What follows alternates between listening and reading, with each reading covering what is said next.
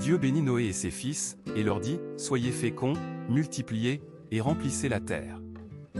Vous serez un sujet de crainte et d'effroi pour tout animal de la terre, pour tout oiseau du ciel, pour tout ce qui se meut sur la terre, et pour tous les poissons de la mer, ils sont livrés entre vos mains. Tout ce qui se meut et qui a vie vous servira de nourriture, je vous donne tout cela comme l'herbe verte. Seulement, vous ne mangerez point de chair avec sa vie, c'est-à-dire avec son sang.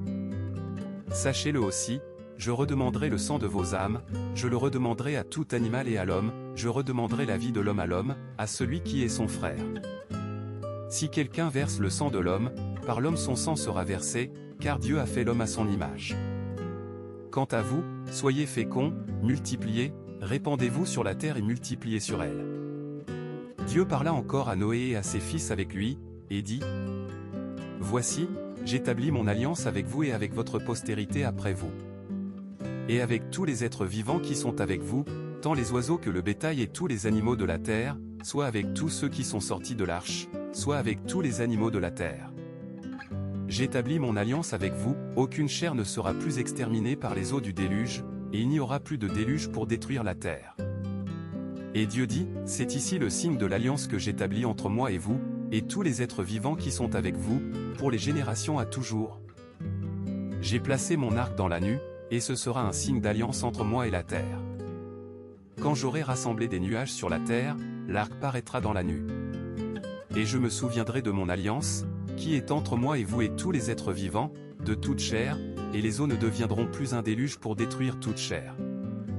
L'arc sera dans la nue, et je le regarderai, pour me souvenir de l'alliance perpétuelle entre Dieu et tous les êtres vivants, de toute chair qui est sur la terre.